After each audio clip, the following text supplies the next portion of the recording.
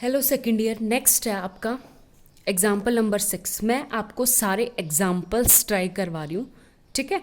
तो क्योंकि third chapter most important है और आप थर्ड चैप्टर में से क्वेश्चन कंप्लीट करोगे पेपर के लिए तो बहुत बढ़िया रहेगा। और सेकंड और थर्ड तो आपका मोस्टली कंप्लीट हो चुका है। वैसे एक अगर जैसे पिछले पेपर में हुआ था कि कोविड-19 की वजह से जो पेपर में आपको NE5 करने थे, तो उसके लिए बहुत बेनिफिट है क्योंकि सेकंड आपको करना ज़रूर है, क्योंकि सेकंड के बिना थर्ड समझ नहीं आएगा, ठीक है।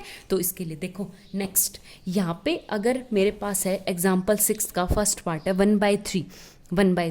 अगर मेरे पास होता n यहाँ पे 1/2 यानी अंडर रूट होता तो हम रैशनलाइजेशन कर देते। 1/4 होता तो डबल रैशनलाइजेशन, 1/8 होता तो ट्रिपल रैशनलाइजेशन, लेकिन यहाँ पे क्या आपके पास 1/3। तो 1/3 पावर के लिए कैसे करेंगे हम? यहाँ पे सबसे पहले तो n कॉमन ले लें, an लो आप, an इक्वल टू हो गया n कॉमन लेने के बाद n की पावर 1/3 इंटू ये क्या आ गया 1 प्लस 1/n की पावर 1/3 माइनस 1, ठीक है। ये आ गया मेरे पास। आगे बात समझ में। अब इस पे हमें क्या करना है, बाइनोमियल थ्योरम लगानी है। तो an इक्वल टू n की पावर 1/3 ये आ गया मेरे पास -1। और अंदर देखो बाइनोमियल कैसे लगेगी, 1 प्लस nx क्या होती है, 1 प्लस x की power n something, 1 plus nx plus n into n-1/2 factorial x square plus up to this, ठीक है। पहले बाइनोमियल जो थी आप लोगों ने 11th में पढ़ी थी, वो आपने सिर्फ प्रोबेबिलिटी के लिए पढ़ी थी। आपकी जो ये होती किसके लिए, +1 के लिए, ठीक है। बट जनरलाइज में आपका x और n क्या होता है, सिर्फ आपके पास जो n है वो क्या होना चाहिए, ग्रेटर देन 0, ठीक है। तो आप यहां से करो, कैसे करेंगे अब इसका, n 1 प्लस nx यानी 1/3 into 1/n plus n into n-1, तो यानी n 1/3 into 1/3 -1 into 1/n square upon में क्या आ जाएगा 2 फैक्टोरियल, और 2 फैक्टोरियल का मतलब होता है 2 और यानी 3 2 6, ठीक है। प्लस इन्फिनिटी ऐसे ही चलता रहेगा, ठीक है। आगे वाली मुझे कोई टर्म चाहिए ही नहीं है क्योंकि, ठीक है। तो अब एक बात बताओ, इस +1 से -1 कट गया, ठीक है। अंदर क्या बचा वो देखो, n की पावर 1/3 इंटू 1/3n प्लस यहाँ से 1/6 एंड ये आ गया मेरे पास टर्म 1/3 माइनस 1/1, ये 1/n square plus up to infinity, 3 LCM है तो ये 3 आ जाएगा, ठीक है। और माइनस का 2, ये कोई काम नहीं है इनका। बट यहाँ से क्या लेंगे, n कॉमन लेंगे, तो n कॉमन लेंगे तो ये आ गया n की पावर 1/3 अपॉन में n, और ये क्या बन गया 1/3 प्लस 1/6 1/n समथिंग, ठीक है, समथिंग जो कुछ भी है। आगे बात समझ में। यहाँ से क्या आ गया, n में से 1/3 जाएगा तो आपका क्या बचेगा 2/3, ठीक है। तो अब मानो मैं bn को, तो bn क्या आ गया मेरे पास 1/n की पावर 2/3, ठीक है। n की पावर 2/3, n की पावर 2/3 होगी। तो अब limit n tends to infinity an upon bn, an upon मैंने bn किया तो डायरेक्ट ही कर दूं, n/2/3 से n/2/3, n tends to infinity 0, n tends to infinity 0, ये सारी टर्म्स उधर की क्या आ जाएगी 0। सिर्फ क्या बचेगा आप लोगों का 1/3, और 1/3 मतलब नॉन ज़ीरो फाइनाइट नंबर है। तो नॉन ज़ीरो फाइनाइट नंबर है तो an और bn का जो बिहेवियर है वो बिल्कुल सेम होगा। बिहेवियर सेम है तो एक बात बताओ, हमारे पास जो bn है वो क्या है, n की पावर p, और p जो है मेरा 2/3 स्ट्रिक्टली लेस देन है किससे, 1 से। अगर ये 1 से कम है तो bn क्या आ गया आपकी यहाँ पे डाइवर्जेंट। अगर bn डाइवर्जेंट है तो an ऑटोमेटिकली डाइवर्जेंट है, तो hence an is divergent series, ठीक है। आगे बात समझ में ये। और अगर कहीं पे आपकी जैसे एक्सरसाइज में 1/2 है तो आपको कुछ नहीं, सिर्फ उसका रेशनलाइजेशन करना है और n को कॉमन लेना है। जो n को कॉमन ले लोगे उसको क्या मान लोगे, bn। आपको सारे क्वेश्चंस ट्राई करने। नेक्स्ट एग्जांपल देखो क्लास, नेक्स्ट है आप लोगों का 7th एग्जाम्पल, ठीक है। तो अब एक बात बताओ, an टर्म होगी मेरी 1/√n, √n का मतलब 1/2 और साइन 1/n, ठीक है। अब मेरे पास होता है साइन x कि अगर मैं एक्सपेंशन करूँ तो x minus x³ 3 plus x5/5 factorial minus x7/7 factorial plus इस तरह, ठीक है। Cos x same as it is होता है 1 माइनस x² 2 फैक्टोरियल प्लस इस तरह, सेम ऐसे ही 10x। आपके पास पूरी एक इस टाइप की है एक्सरसाइज के क्वेश्चंस भी बिल्कुल आपको इस टाइप के ऐसे ही ट्राई करने, ठीक है।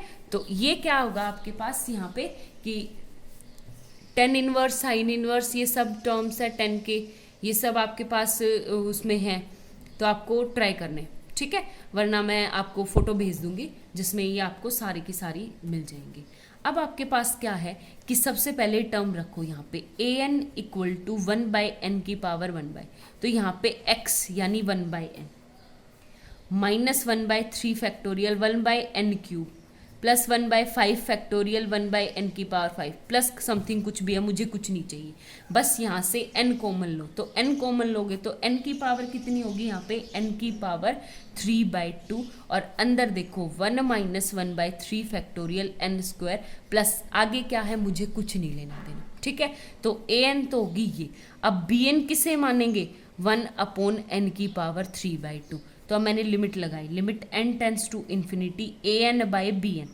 तो देखो an/bn, इससे ये कट गया, limit n tends to infinity, ये b0 आगे b0 सारी टर्म, तो क्या आ गया आपके पास 1 जो कि नॉन जीरो और क्या है आपके पास फाइनाइट नंबर, ठीक है। जैसे ही ये नॉन जीरो फाइनाइट नंबर आ गया तो दोनों का बिहेवियर बिल्कुल सेम है, यानी an और bn का बिहेवियर क्या है, सेम है। तो अब bn की बात करेंगे यहाँ पे, और bn क्या है आपके पास 3/2, p की पावर कितनी है 3/2 और 3/2 क्या है, स्ट्रिक्टली ग्रेटर देन है 1 से। अब बाय p सीरीज टेस्ट, किससे, by p series test 3/2 strictly greater than 1, तो समेशन bn क्या आ जाएगी आपके पास, कन्वर्जेंट। और जैसे ही समेशन bn आपके पास कन्वर्जेंट आई तो hence an is also a convergent sequence, ठीक है। आगे बात समझ में, सेम आपको एक्सरसाइज के सारे क्वेश्चंस बिल्कुल ऐसे ही ट्राई करने, ठीक है। एक बार एक नेक्स्ट एग्जांपल है, 11th एग्जांपल है, देखो आपके पास है summation n equal to 2 to infinity 1/log of n की पावर log of n, ठीक है।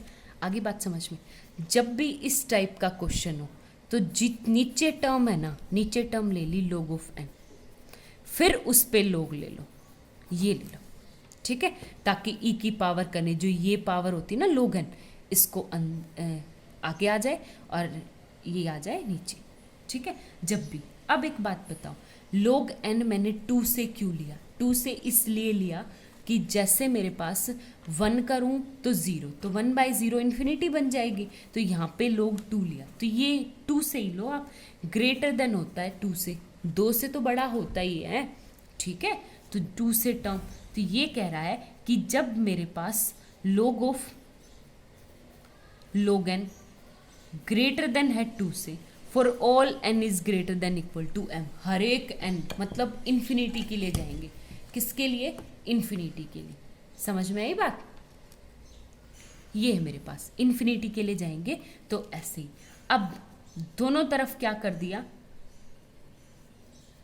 log n से मल्टीप्लाई कर दिया, log n greater then 2 into log n, क्यों किया पता है, ये जो नीचे है ना अंदर, उसको तो लो अंदर, लोग हमने खुद से लिया है, लेकिन जो ये log पावर है ना वो आगे मल्टीप्लाई लेंगे तो लोगरिथम की जो टर्म होती है ये ऊपर चला जाएगा, ठीक है।